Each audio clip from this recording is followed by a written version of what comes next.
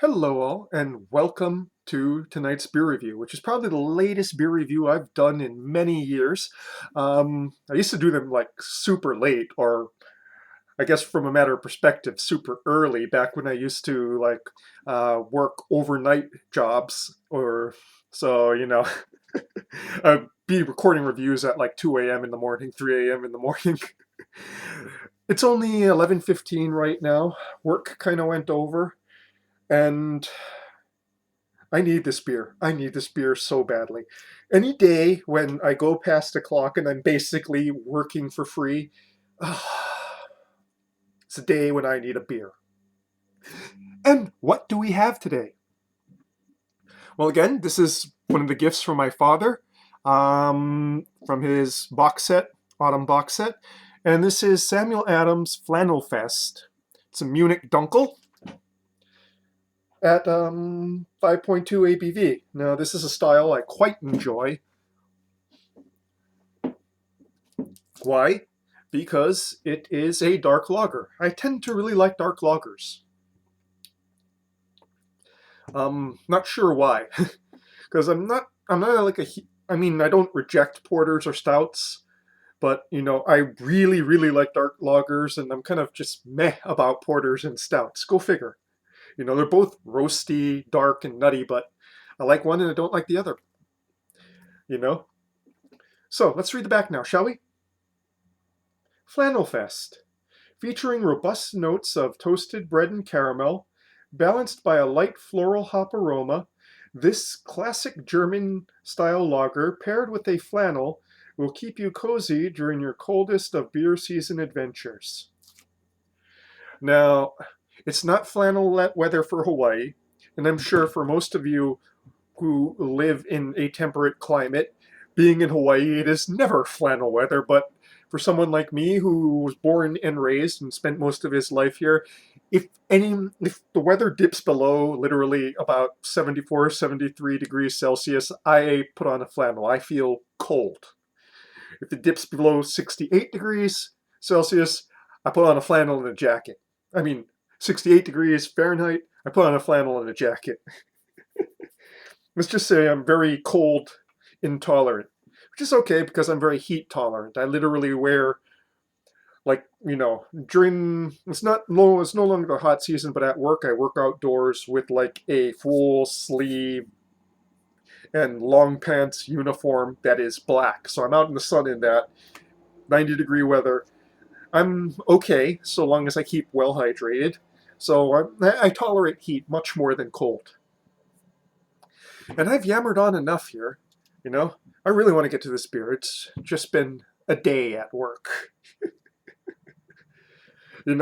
Luckily it was one of those situations. It was one of those situations where it's like, oh shit, and it turns out to be, oh, well, I got a nice adrenaline rush for no reason at all. I probably shouldn't talk so much about work.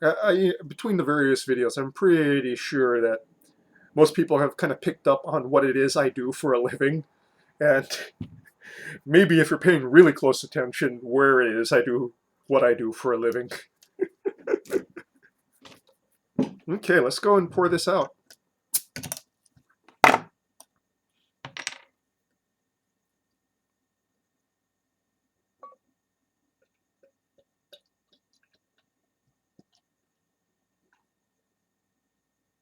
Hopefully this warmed up enough. So the first bottle I had, man, it was really closed up.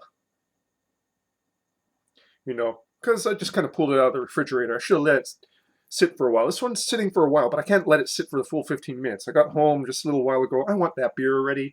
And plus, I just want to get this beer and, maybe another beer and then go to sleep, literally.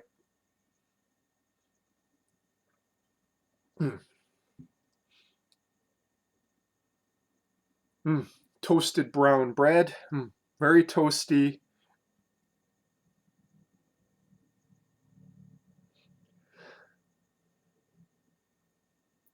Almost a nice butteriness to the malts, but not like the Adisil butteriness. More like, the bread has butter on it. Oh, by the way, coloration. It's a bit light for Munich Dunkel. It's, I haven't memorized like the color codes for it, but is pretty much like the lightest Munich Dunkel I've ever seen. But I still think though it's within style guidelines for coloration. So it's sort of a dark copper color. Light does pass through it, and it's nicely carbonated. You can't really see it, maybe, with a light brown head. I just really want to get to this beer already. Okay, we've got a nice nuttiness. And yeah, underneath, pretty forward there in the nosing. But underneath that, there is some floral hopping. Pretty subtle. I'm pretty sure that it opens up a bit more as warmer it gets. Okay, onto the palate now, shall we? Mm. Hmm. Yeah, so despite being rather on the light side in coloration, it pretty much hits all the Munich Dunkel taste notes.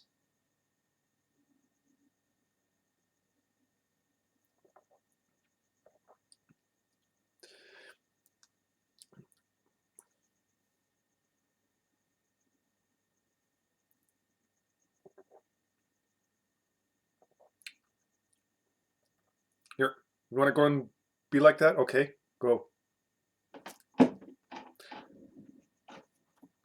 So up front, we have a brief amount of hop bitterness, maybe mixed in with some of the roasted malt character.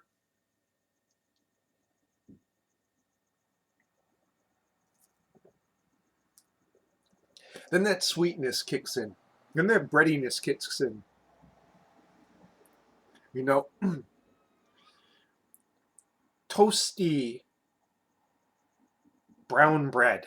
Yeah, there's a really nice toastiness to this. You know, I love it when malts have that sort of toastiness without going straight into like roasted kind of burnt flavors.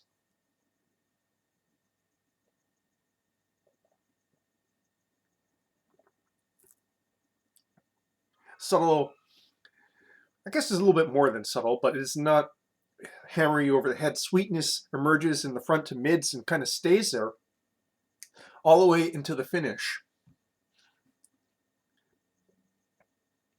And basically finishes clean.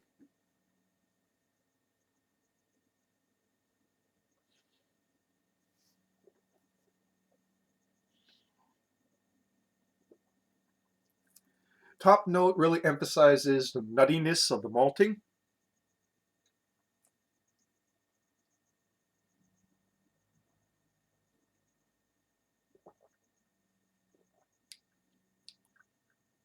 Mm. Yeah,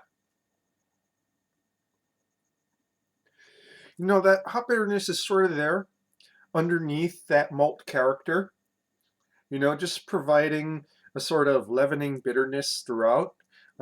Very, very subtle, very understated, kind of mixes well, merges well with the roasted, kind of toasty aspect of the dark malts.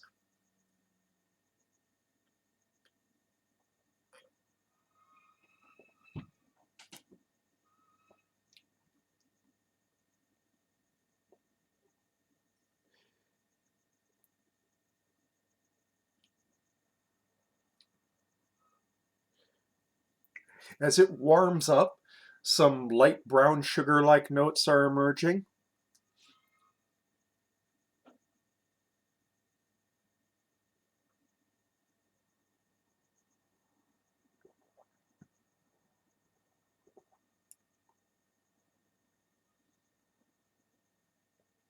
And a bit more bread and toast character is in the top note.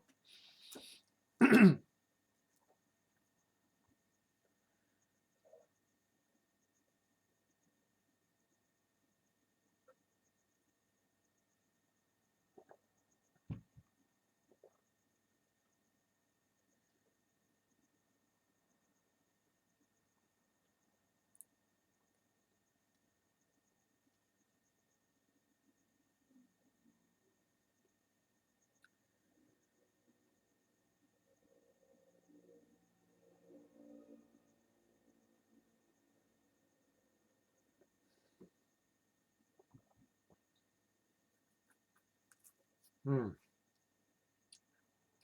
Yeah, I really like this actually. You know, um, it's kind of funny because like all like the seasonals from like Sam Adams, excuse me, from the Boston Beer Company, they're always like so good compared to their flagships that are easy to find. It's like usually it's like the other way around. Usually like these rotating seasonals are like kind of in the ones that come in box sets are usually the throwaway ones that are like, oh yeah, that's pretty good. I can see myself enjoying this every once in a while. Whereas with like Boston Beer Company and Sam Adams, like their rotating seasonal is like, why is this the rotating seasonal that I won't see again for another 2 to 3 years? And why is this kind of bland IPA the one that's constantly available? I mean, like their seasonals are just so good. They're rotating seasonals, the ones that change constantly. And it's like you only can find them in the box sets too. It's like you won't find like sixers of these. They'll always be in the mixed box sets, and it's like, why? It's like their Irish Red was another one that kind of blew me away. This one, it's not super complex, but is just so well made. It's just hitting all the points for what I am looking for in a good Munich Dunkel.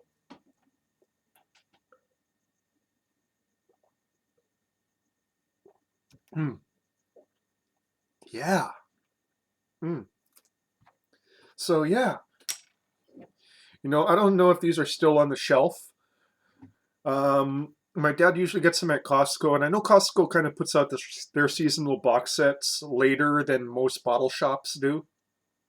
So I'm not sure if you'll be able to find this, but if you can, I think it's definitely worth picking up just for this one. If you're like me and Munich Dunkel is one of your styles that you must have and try.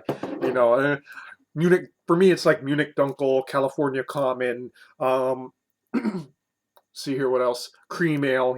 Basically, I see that and I got to try it. You know, and this one just hits it so well.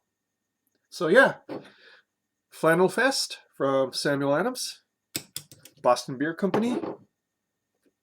Really, a really good example of a Munich Dunkel. Well, except maybe for the coloration, like I said, a little bit light on the light side, but in regards to like the nosing and the taste, just spot on. And that's your beer review for tonight, folks. Cheers.